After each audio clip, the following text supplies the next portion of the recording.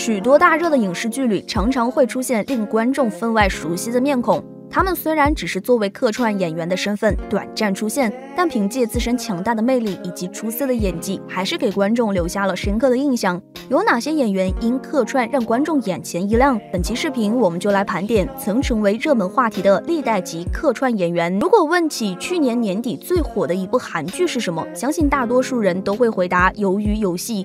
这部由李正宰、朴海秀主演的有关生死逃杀的电视剧一经开播，立刻席卷全球。除了剧中出现过的多个游戏关卡爆火外，多位新人演员也崭露头角，人气暴增。而说起剧中最令人惊喜的客串演员，莫过于第一集登场的孔刘。虽然孔刘的戏份不多，出场总时长还不到10分钟，但当他扮演的角色以玩游戏的名义诱导男主加入比赛，并不断掌掴饰演男主的李正宰时，观众的视线还是无法控制的被孔刘吸引。与此同时，孔刘所饰演角色的真实身份也被观众激烈讨论着。网友推测，孔刘应该不仅仅是一位普通的游戏推销员，或许有可能是幕后黑手之一。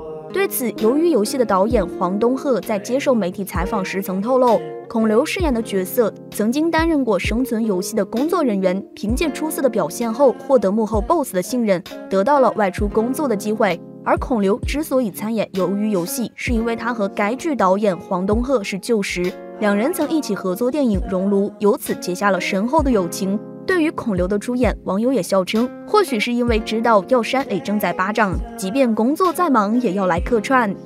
2015年播出的《请回答1988》是一部前一秒让你开怀大笑，下一秒又让你潸然泪下的青春怀旧剧。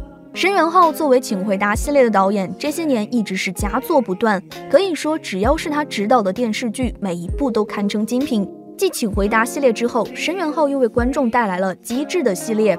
在2019年播出的《机智的医生生活》里，观众们惊喜地发现了善宇妈妈金善映和崔泽爸爸崔武胜的身影。透过影片，两人仿佛还住在双门洞，凤凰堂还是那个不善言辞的凤凰堂。在他转身的那一刻，搭配上《请回答》系列的灵魂羊叫声，真的在一瞬间又将观众拉回从前在双门洞的那些回忆里。但真的要说起饰演父母辈的演员中最搞笑的两位，当属差点结为亲家的德善爸爸和金社长。在《机智的医生生活》里，演员程东义饰演安挺元的大哥，金社长金成俊则饰演二哥。剧中程东义以神父姿态回家探望妈妈，事实上在戏外，程东义和饰演妈妈的女演员金海淑在年龄上只相差了12岁，而程东义一进大门就大喊妈妈的画面也是让不少观众爆笑。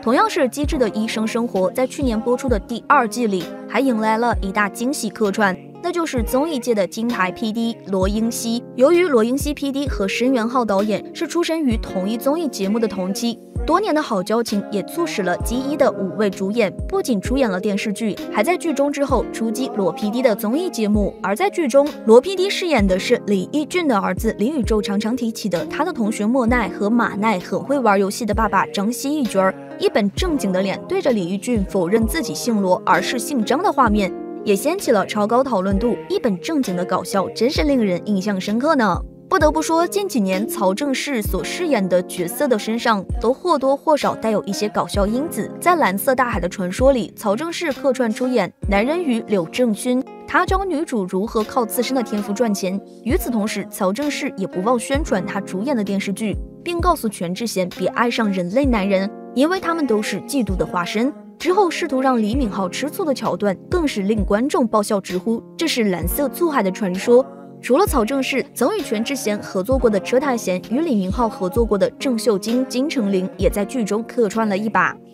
请回答1997作为有线台 TVN 的一部小成本制作剧，自2012年播出以后，用它势不可挡的走红，证明了一个真理：一部好的作品可以没有明星演员，也可以没有大制作以及铺天盖地的宣传，但一定要有能打动人心的故事情节。而剧中令观众倍感惊喜的客串演员，当属帝国之子成员任时完，他饰演女主程诗媛的首尔网友。虽然因巧合与女主错过，但他在剧中的造型也让众多网友惊艳。穿起制服的任时完真的一眼万年。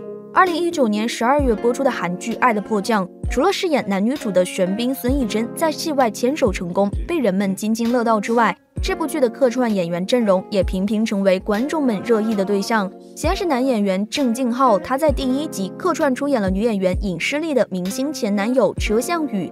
郑敬浩也是跟《爱的迫降》剧组有缘分的人，他曾和李政孝导演合作过《火星生活》，紧接着便是曾与孙艺珍合作过的男演员何西成。他在剧中饰演男主李正赫的哥哥李慕赫。被称作中五路代表演员的朴成雄，他所客串的司机是促成女2号徐丹与男2号盛俊在相遇的关键。朴成雄与《爱的迫降》的缘分更深，他与玄彬、孙艺珍都合作过电影拍摄，也曾与李政孝导演合作过《火星生活》。此次客串也是为了应援玄彬、孙艺珍在百忙之中抽空拍摄，而剧中被称为历代级耀眼的客串演员，当属金秀贤与崔智友。剧中，金秀贤饰演朝鲜间谍，为了任务潜伏，身穿绿色运动服，搭配傻瓜头的他，也再一次重现了电影《伟大的隐秘者》中东九一角。而这经典的一幕也被网友笑称：“东九啊，你怎么还没回祖国呢？”不同于金秀贤在《爱的迫降》中呈现了自己的经典角色，童年女神崔智友则是在剧中扮演自己。为了帮韩剧狂粉金柱墨圆梦，女主特地找来崔智友进行1对1粉丝见面会，为此两人还在剧中重现了《天国的阶梯》经典桥段和名台词。追星追到这个份上也是非常幸福了。由IU与真九搭档主演的《德鲁纳酒店》在客串演员的阵容上也是相当华丽。已经去往天国的雪莉曾在《德鲁纳酒店》中有过惊艳亮相，这不仅是雪莉自2012年《致美丽的你》之后复出首作，也是她离世前的最后一部作品。此前已有7年之久未接触电视剧的她，被剧本与好友 IU 的盛情邀请所打动，欣然赴约。剧中雪莉的人设是富家千金，同时也是引起 IU 吃醋的关键人物。另一位在德鲁纳酒店客串的演员则是李准基，这也是两人继《步步惊心》力之后的再次荧屏合作。剧中李准基客串神父一角，场面一度中二爆笑。对于李准基义气的出演，IU本人也曾在节目中表示，由于害怕自己一个人撑不起场子，于是就叫来了好朋友李准基。而准基欧巴这边也是二话没说，立马答应了 IU 的邀请，真的是实名羡慕两人的友情啊！与 IU 合作过《Dream High》制作人的金秀贤，也以 IU 好友的身份一起客串了《德鲁纳酒店》。就在观众以为月之酒店会随着满月社长的离开而消失时，没想到在下一个月圆之夜，月之酒店改名为蓝月亮酒店，而它的新主人就是金秀贤。在月亮升起之后，他对着镜头说：“开始营业了。”虽然戏份只有1分03秒，以及月亮升起来了，开始营业吧11个字的台词，但金秀贤的出现依旧让收视率攀升。剧迷都纷纷猜测这是德鲁纳第2季的伏笔，但编剧也曾透露暂无推出第2部的打算。说完金秀贤客串过的电视剧，我们再来看看让她红遍亚洲的历代级大热剧《来自星星的你》。有着国民初恋之称的女演员裴秀智，在第17集客串出演都敏俊教过的学生，不知道大家是否还有印象？剧中裴秀智当着千颂伊的面对都教授撒娇卖萌，这一画面也让向来嘴硬的千颂伊大大的吃了一回醋。想来秀智答应客串出演，也是因为她曾和金秀贤合作主演校园剧《Dream High》吧。凭借《孤独又灿烂的神鬼怪》中阴间使者一角再度爆红的男演员李东旭，曾客串出演 TVN 热门水幕剧《请输入搜索词 3W》。在《请输入搜索词 3W》中，李东旭客串了女主林秀晶的前男友。不得不说，李东旭在剧中的造型真的好帅，从打光也能看出导演真的很满意这次客串。因为过于俊朗的外形，不少网友也感慨，为什么有这么帅的男朋友还分手？我不理解。在电影和电视剧的拍摄现场，从台词到动作都是按照事先安排好的剧本，在完美的计算中完成每一步的。演员一般都是按照剧本来演戏的，但有时也会发挥与众不同的 sense 和才能，带来即兴表演。有哪些经典画面的诞生源于演员的临场发挥呢？本期视频我们就来盘点那些意外成就的经典镜头吧。社内相亲作为今年上半年开播韩剧里的一匹大黑马，画风清奇，故事明快，没有狗血三角恋与误会，以及搞笑到极致的情节发展，将老套玩出新花样，成功获得诸位观众的好评。除了饰演男女主的安孝燮、金世正在剧集开播后收获了大量人气，剧里的男二车承勋、女二陈映舒也因为超高的颜值以及成年人直球式的爱情人气暴增。两人之间是一见钟情，而后无巧不成书的成为邻居，在极致暧昧和冲动的画面中突破最后一道防线。剧中陈英书因为醉酒而忘记前一晚发生了什么。当他找到车承勋告知他此事时，那满脸羞涩的表情，以及车承勋二话不说直接起身吻上他时那令人脸红心跳的画面，不得不说导演真的太会拍了。而说起这段剧情里最令人印象深刻的经典画面，莫过于车承勋摘下眼镜后继续热吻陈英书的那个动作。事实上，这一幕眼镜杀是饰演车承勋的金敏奎在拍摄时的即兴发挥。也正是因为这个性张力十足的动作，让无数人入坑社内相亲。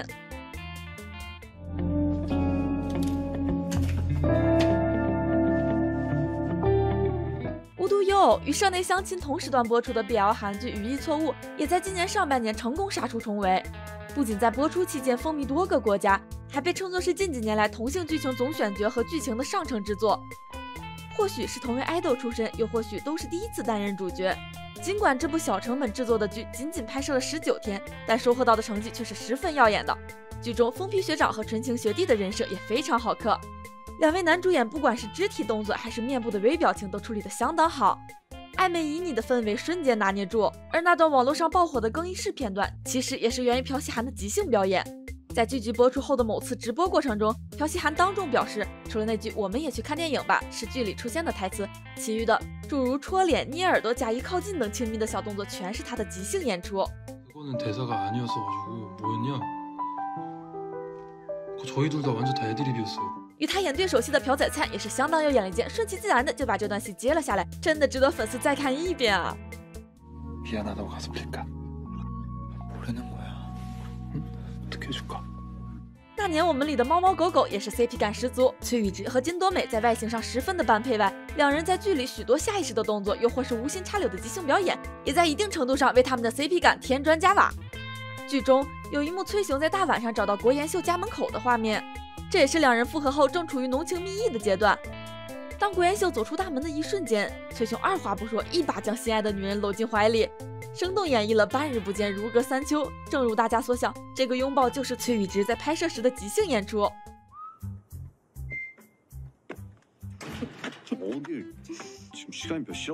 类似这样即兴的搂搂抱抱，剧里还有很多，比如崔雄在国妍秀的监督下一口气喝完大早茶的背后拥抱。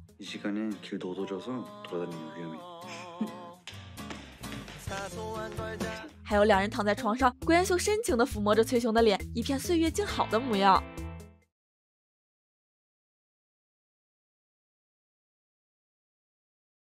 还有崔雄甜蜜护送女友上班，国妍秀在离开前留下的甜蜜一吻。紧接着，崔雄又献出一吻的经典名场面，其实都是两位主演碰撞出的火花。在剧本里，原本只有国妍秀留下的一吻，等到了正式拍摄时，崔宇植又夹带私货般即兴的加入了一个波波，真是要甜死人了。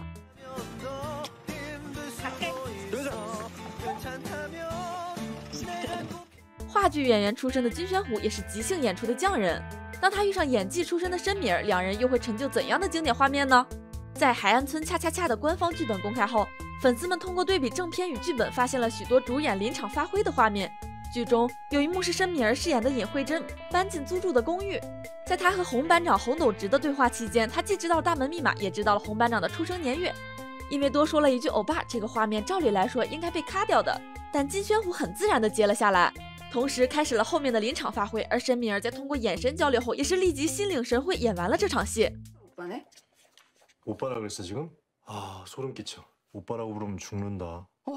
除此之外，在两人被村里的3位奶奶围观时，金宣虎的那句 마지씨는 마지씨 모자 이쁘다. 마지씨는 친구분 늦둥이 손자가 돌. 숙자씨는 글쎄. 还有之后申敏儿做出捂嘴的动作，以及捂嘴失败后金宣虎顺势与他击掌的动作，也通通都是两位主演的临场发挥。 괜찮지? 가자. 值得一提的是，这部剧里的配角们也都是临场发挥的好手，演技各顶各的好。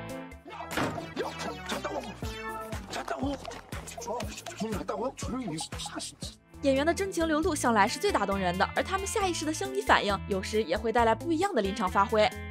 在漫改剧《金秘书为何那样》里，有一幕副会长带着金秘书去游乐园玩过山车的场景。当初在接受采访时，饰演金秘书的朴敏英十分坦诚地表示，那是他出生至今第一次坐过山车。 롤러코스터를 처음 타거든요. 그게 정말 생동감 있게 잡혔거든요. 네. 이거는 연기가 아니에요. 因为太过惊险刺激，剧里冲破云霄的尖叫声也完完全全是他的真实反应，没有一点演技成分。而他这种下意识的临场发挥，也和一旁的副会长朴叙俊形成了鲜明的对比。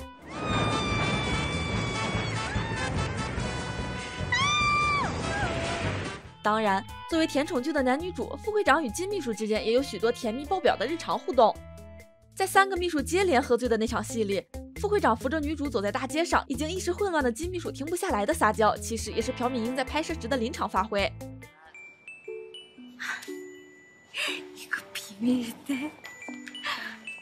面对这样的女友，谁又能忍住不沦陷呢？如果说以上片段是演员也没预料到，有如神来之笔的突发情况，那么还有一种临场发挥，就是演员与角色融为一体后，出于直觉或潜意识做出高于剧本的角色反应。在金秀贤主演的《虽然是精神病但没关系》里，他饰演的温刚泰在很多细节上的处理都达到了令人叹为观止的境地。在第1集女主高文英的签名会上，因为一对没素质的夫妇，患有自闭症的刚泰哥哥文尚泰再一次受到了刺激。随后赶来的刚泰脱下自己的外套盖在哥哥头上，并且抱住他，不断安抚他。有关这一段的表演，剧本上只写了类似“对不起哥，我在这里没关系”这样的台词。但2位演员对对方真情流露，最后呈现出来的画面就是一个在衣服里哭，一个在外面哭。而在幕后花絮里，也能十分清晰地看到刚泰流下的眼泪。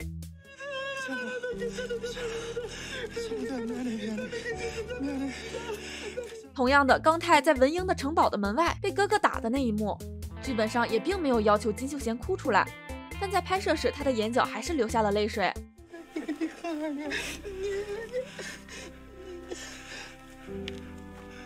而到了刚泰被吃醋蒙蔽双眼责备像人的那一幕时，剧本上并没有给出相应的动作指示，全靠金秀贤临场发挥，做出了比心、抓腰、喷口水、脱去外套等动作，打造出自然搞笑的看点。 하트는 안 바라고 남의 허리에 막 손도 함부로 두르고 초면인 남자랑 밥까지 먹으러 안포를 똑바로 하시라고요. 정말. 没关系，是爱情啊！作为许多观众的人生剧，在当年播出后也是红极一时。饰演男主的赵寅成和饰演女主的孔晓振，也是通过自身出众的演技，将这2个相互救赎的角色刻画得格外饱满。在他们去海边度假的那一集，张宰烈与池海秀在海滩一边走一边打情骂俏的台词，大部分都是2个主演临场发挥的。나 여기 꼭 다시 올 거다. 언제?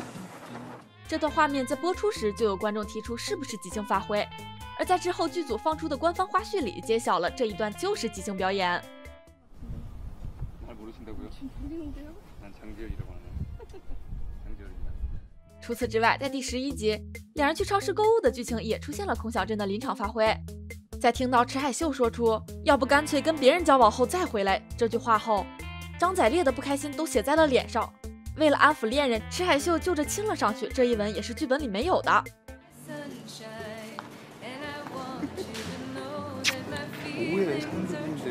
因为太过自然，导演迟迟没有喊卡。正片里，观众也能看到赵寅成略微堂皇的表情呢。 2015年播出的《哦，我的鬼神大人》中有无数的名场面，这之中有一幕观众反应十分热烈的片段，那就是最后一集，朴宝英和曹正奭拥吻的画面。朴宝英在接受媒体采访时，曾透露过这场吻戏在剧本上仅仅用罗凤仙和江善宇在拥抱过后稍稍分开，然后接吻来概括。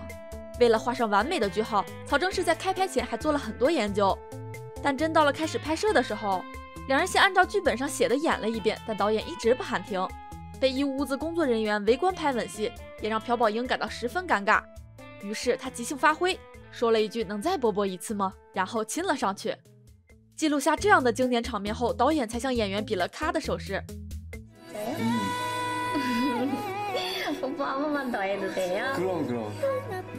得知此事的网友们也纷纷表示，多亏即兴表演让粉丝们感到了幸福。 曹正奭说可以的时候，感觉说出了心里话。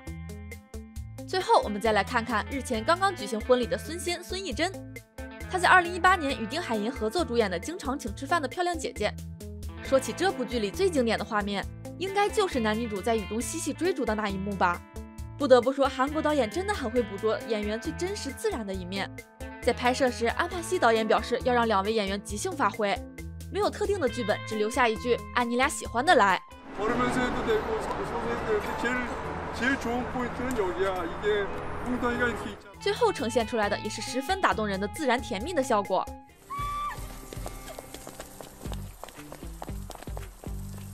你还知道哪些意外成就的经典镜头呢？欢迎在评论区留言告诉我们。喜欢视频记得点赞、订阅、分享，我们下期盘点再见。